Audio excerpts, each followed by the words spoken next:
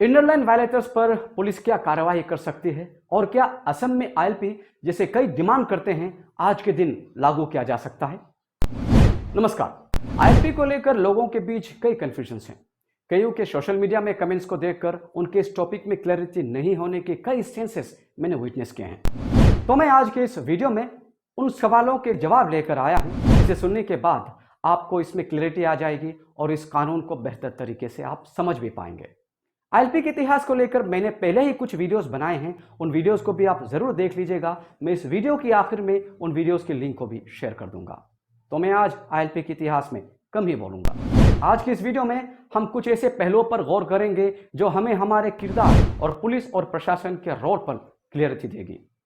साथ में मैं अक्सर असम के लोगों का एक डिमांड, जैसे मैंने कहा, सोशल मीडिया में देखता रहता हूं जहां वे असम में आईएलपी की डिमांड करते हैं। आज हम इस पर भी पॉसिबिलिटी को स्टडी करेंगे और जानेंगे असम में आईएलपी उस वक्त क्यों लागू नहीं किया गया था और आज क्या यह पॉसिबल है।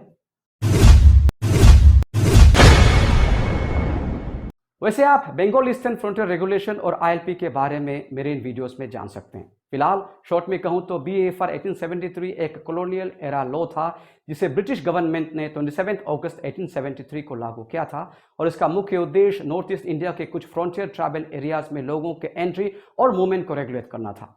इस कानून की सबसे महत्वपूर्ण विशेषताओं में से एक आईएलपी सिस्टम की स्थापना थी। सरकार इस इनर लाइन को खींचकर यह तय कर सकती थी कि कौन लोग इसके पार जा सकते हैं और कौन नहीं। इसका उद्देश्य इंडिजिनस ट्राइबल कम्युनिटीज, उनकी कल्चर, ट्रेडिशन और लैंड राइट्स को सुरक्षित रखना था। किसी भी व्यक्ति को, मतलब बाहरी व्यक्ति को, बिना परमिट के इनर लाइन के पार जाने की अनुमति नहीं थी। अगर कोई व्यक्ति बिना ऑथराइजेशन के इनर लाइन के भीतर प्रवेश करता था तो उसे इम्प्रिजनमेंट, फाइन या कभी कभी दोनों ही सजाएं हो सकती थी। मतलब लोगों को उन नोटिफाइड एरियाज में प्रवेश करने के लिए पहले आईएलपी प्राप्त करना कंपलसरी था। इसके अलावा इनर लाइन के भीतर स्थित क्षेत्र में नॉन नेटिव्स को सरकार की अनुमति के बगैर लैंड ऑन करने की भी अनुमति नहीं थी। ब्रिटिश गवर्नमेंट के अनुसार इस रेगुलेशन का मेन मकसद था ट्राइबल कम्युनिटीज को बाहरी लोगों द्वारा होने वाले एक्सप्लॉयटेशन से बचाना। ट्रेडर्स, सेटलर्स और नॉन ट्राइबल लोगों के फ्रंटियर एरियाज में मूवमेंट को कंट्रोल करना और सेंसिटिव बॉर्डर रीजन्स पर सरकार का एडमिनिस्ट्रेटिव कंट्रोल बनाए रखना, यही उनका उद्देश्य था उनके मुताबिक। लेकिन दरअसल उनका असल मकसद था इस पूरे क्षेत्र के फॉरेस्ट और एनिमल प्रोडक्ट से बाकी पावर को बाहर रखना। यह बात आज़ादी से पहले की है, लेकिन भारत की आज़ादी के बाद भी BAFR 1873 कई नॉर्थ स्टेट्स में आईएलपी सिस्टम का कानूनी आधार बना हुआ है। प्रेजेंटली आईएलपी अरुणाचल प्रदेश, नागालैंड, मिजोरम और मणिपुर राज्यों में लागू है। इसमें मणिपुर लेटेस्ट है जो 2019 में आईएलपी रिजाइम में शामिल हुआ था।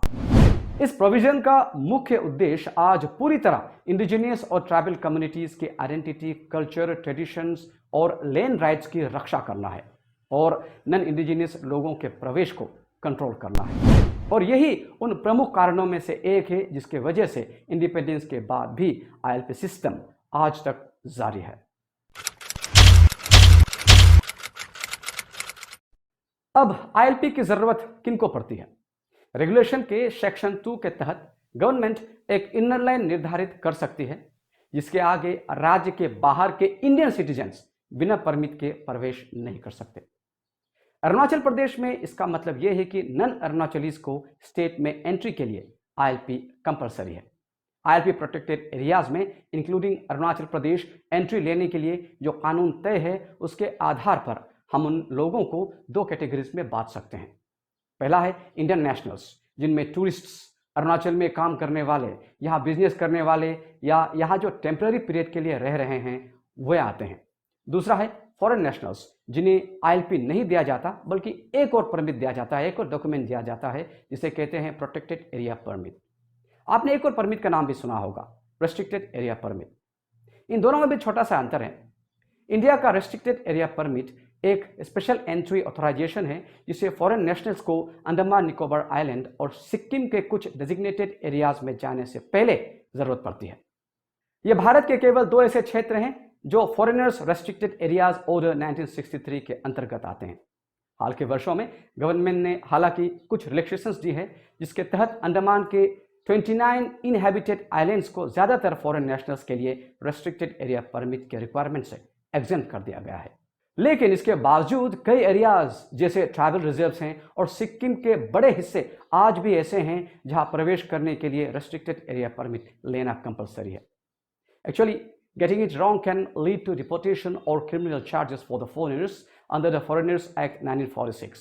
So verifying your specific destinations before your travel plan is actually a must. It's not optional. So this is just a humble suggestion from my side. Protected area permit Arunachal Pradesh, Manipur, Mizoram, Nagaland and parts of Himachal Pradesh, Jammu and Kashmir, Rajasthan, Sikkim और उत्तराखंड जैसे states के लिए है। Basically international frontiers हैं। तो protected area permit को ILP protected और border states में घुसने के लिए दिया जाता है। This is more general in nature और रेस्ट्रिक्टेड एरिया परमिट ज़्यादा स्पेसिफिक होता है। इसके अलावा the restricted area permit falls under the foreigners restricted areas order 1963 while the protected area permit is governed by the older foreigners protected areas order 1958.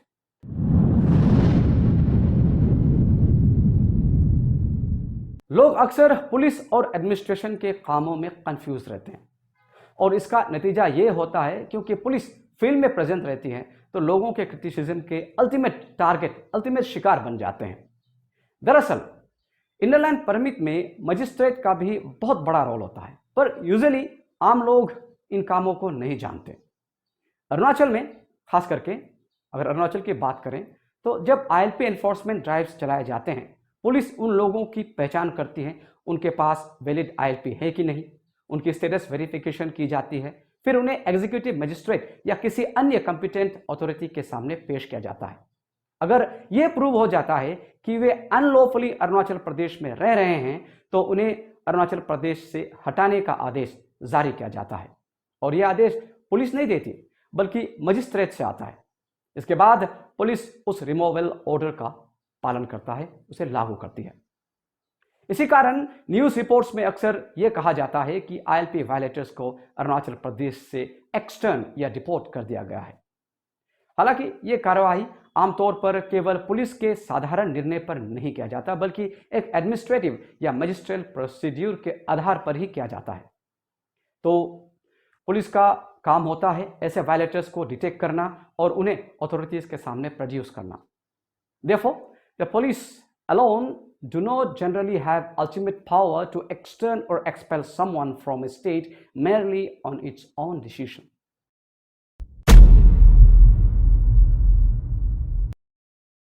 Bharat के प्रत्येक नागरिक को आर्टिकल 19(1) के तहत पूरे भारत में स्वतंत्र रूप से फ्रीली मूव करने का कॉन्स्टिट्यूशनल राइट प्राप्त है, but this is subject to reasonable restrictions.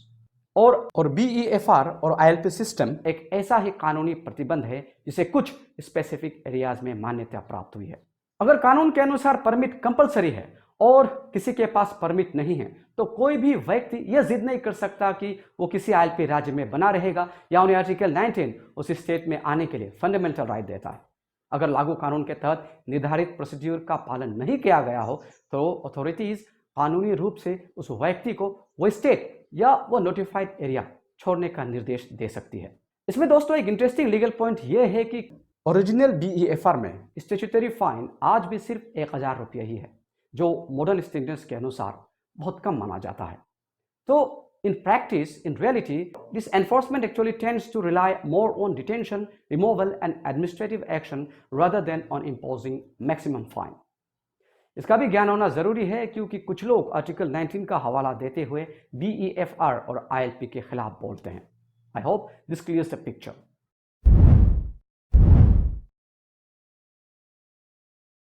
कईयों के मन में यह सवाल भी आता होगा कि अरुणाचल, नागालैंड, मिजोरम और मणिपुर को छोड़कर नॉर्थ ईस्ट के बाकी राज्यों में आईएलपी क्यों नहीं है। इसका जवाब पाने के लिए आपको मेरी इन वीडियोस को देखनी होगी, आपको जवाब मिल जाएगा। फिलहाल हम असम में आईएलपी सिचुएशन पर गौर करते हैं। एक्चुअली ये जो अरुणाचल, नागालैंड और मिजोरम है ना, इनमें जो आईएलपी हैं इन्हें पहले इन स्टेट्स के नाम पर नहीं दिया गया था। They were actually parts of Assam. ये असम के ही हिली ट्राइबल डोमिनेटेड रीजन्स थे जिन्हें कॉलोनियल पावर ने ये स्टेटस दिया था। मणिपुर की कहानी कुछ और है। It was never a part of Assam. अगर आप चाहें तो इस पर भी एक और वीडियोस में ला सकता हूं, कमेंट में जरूर बताइएगा। अब जब असम के ये हिली रीजन्स बाद में अलग हो गए तो वे अपने साथ BEFR के प्रोविजंस को ले गए, इसीलिए प्रेजेंट असम में ILP नहीं है। अब सवाल यह है, क्या असम में अभी ILP इंप्लीमेंट आज के दिन किया जा सकता है? आप अक्सर सोशल मीडिया में सुनते होंगे लोग असम में ILP की बात करते हैं। दरअसल ये एक कॉम्प्लेक्स डिमांड है। ऐसे कई फैक्टर्स और बातें हैं जो इस डिमांड को यूं ही सिंपली पूरा नहीं होने देंगे। इन्हें पहले समझते हैं। पहला है असम एकॉर्ड। असम एकॉर्ड पर सिग्नेचर असम एजिटेशन के बाद किए गए थे। इस समझौते ने 24 मार्च 1971 को इलीगल इमिग्रेंट्स की पहचान के लिए कट ऑफ डेट के रूप में फिक्स किया था। असम एकॉर्ड और ILP अलग अलग मुद्दों पर संबंधित है। Assam accord primarily foreign nationals और इलीगल इमिग्रेशन से रिलेटेड है। ILP अन्य राज्यों से आने वाले इंडियन सिटीजन्स के एंट्री रेगुलेट करता है। असम एकॉर्ड सिटीजनशिप और इलीगल माइग्रेंट्स की डिटेक्शन पर सेंटर्ड है, जबकि ILP भारत के भीतर मूवमेंट और रेसिडेंस को कंट्रोल करता है। असम एकॉर्ड का कट ऑफ डेट 24 मार्च 1971 है, जबकि ILP permit based entry system है। इसीलिए असम एकॉर्ड का मुख्य उद्देश्य यह तय करना है कि कौन व्यक्ति भारत का लीगल सिटीजन है और कौन इलीगल इमाइग्रेंट है, जबकि ILP का उद्देश्य भारतीय नागरिकों के स्पेसिफिक एरिया में एंट्री और रेसिडेंस को परमिट सिस्टम के जरिए कंट्रोल करना है। दूसरा है 6th शेड्यूल एरियाज। भारत का कॉन्स्टिट्यूशन कुछ ट्राइबल एरियाज को 6th शेड्यूल के माध्यम से स्पेशल ऑटोनॉमी प्रदान करता है। असम में इंपॉर्टेंट 6 शेड्यूल बॉडीज हैं: Bodoland territorial council, Karbi Anglong autonomous council, north कचर हिल्स ऑटोनॉमस काउंसिल और मिसिंग ऑटोनॉमस काउंसिल। इन ऑटोनॉमस काउंसिल्स को पहले से ही कई इंपॉर्टेंट सब्जेक्ट्स पर ऑटोनॉमी दी गई है, जैसे land management, traditional institutions, local self governance, cultural protection etcetera. Means in areas में इंडिजिनियस कम्युनिटी के लैंड राइट्स, कस्टम्स, ट्रेडिशंस और सेल्फ गवर्नेंस की रक्षा पहले से ही है। इसके लिए पहले से ही स्पेशल कॉन्स्टिट्यूशनल अरेंजमेंट्स है। तीसरा है ट्राइबल बेल्ट्स एंड ब्लॉक्स। ये ट्राइबल्स के लैंड्स और प्रॉपर्टी को नॉन प्रोटेक्टेड लोगों से प्रोटेक्ट करती है। मतलब इस प्रावधान के अनुसार tribal land and property non tribals को ट्रांसफर नहीं की जा सकती। असम के इन प्रोटेक्टेड कम्युनिटीज में बोडो, मिसिंग, राभा, तीवा और देवरी जैसी कम्युनिटीज आती हैं। हाल में इसके चलते असम में ट्राइबल बेल्ट से कुछ इलीगल लोगों को इविक्ट किया जा रहा है। इसके अलावा असम में कई और ऐसे एग्जिस्टिंग लैंड प्रोटेक्शन लॉज हैं जो असम के अलग अलग ट्राइबल एरियाज को प्रोटेक्ट करते हैं। तो जहां तक मैं समझता हूं, असम में BEFR लागू करने में ये सारे कानून और प्रोविजंस अड़चने डालेंगे।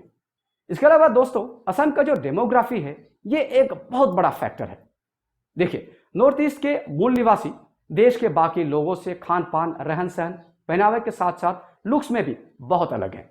अब जिन राज्यों में ILP लागू है, इनमें जो मूल निवासी होते हैं, फिलहाल तक ज्यादातर मामलों में हम इंडिजिनियस और नॉन इंडिजिनियस लोगों के बीच डिस्टिंग्विश कर सकते हैं, हम उन्हें पहचान सकते हैं। हालांकि गेट में कभी कभार हो सकता है कि नागा हो, मिजो, मणिपुरी, मिसिंग या यहाँ तक कि राय तमांग कम्युनिटीज के साथ भी यहाँ के लोगों के साथ कन्फ्यूजन आ सकती है, पर वे आइडेंटिफाइबल हैं। एक्चुअली मुझसे भी कई बार ILP मांगा गया है। जहाँ तक लेकिन असम की बात है ना दोस्तों, असम में अब डेमोग्राफी इतना कॉम्प्लेक्स हो गया है कि यहाँ के इंडिजिनियस और नॉन इंडिजिनियस के बीच डिस्टिंग्विश करना बहुत मुश्किल है। तो अगर ILP जैसी डॉक्यूमेंट्स की चेकिंग होती है तो असम में आने वाली हर बस, हर ट्रेन, हर टैक्सी से आने वाले हर टूरिस्ट, हर पैसेंजर्स की अगर परमिट चेक करने लग गए तो पुलिस वालों की हालत खराब हो जाएगी। और फिर उन नॉन असामीज लोगों का क्या होगा जो असम में अभी ऑलरेडी बसे हुए हैं? क्या उनको भी ILP लेना पड़ेगा? अब जैसे ये सारी उलझनें निकलेंगी तब कई यूनियन सामने आएंगे, एसोसिएशंस बनेंगे, असम बंद कॉल करेंगे और न जाने क्या क्या, और ये सरकार के लिए बहुत बड़ा सरदर्द होने वाला है। इन सब बातों से अलग असम पूरे नॉर्थ ईस्ट का गेटवे है और इसी कारण इसका डेवलपमेंट भी हुआ है। Actually as you know, Assam is blessed with so many things, like it's blessed with the Brahmaputra plains, the waterways. तो इसके बदौलत इसके नॉर्थ ईस्ट के बाहर अदर स्टेट्स के कंपैरिजन में कम्युनिकेशन बहुत अच्छा है।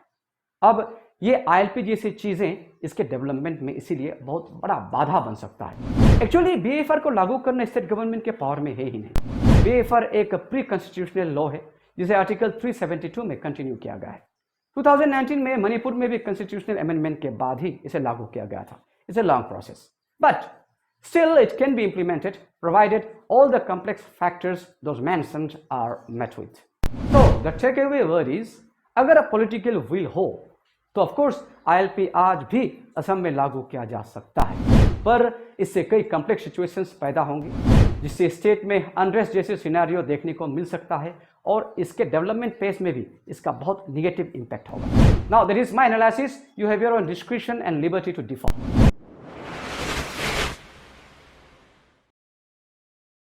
तो दोस्तों, मैंने आपके सामने आईएलपी से जुड़े एक दो और पहलुओं को लाने की कोशिश की।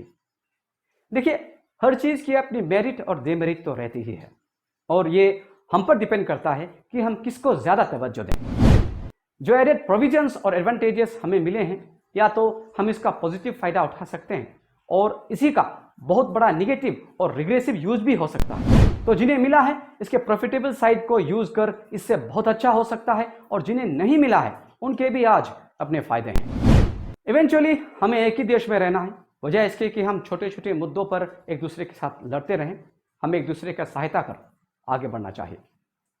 मैं जानता हूं मेरे इस कथन का बहुत ही कम लोगों पर असर होगा, पर अगर एक भी शख्स इससे प्रभावित होता है तो मैं सफल हूं। जय हिंद।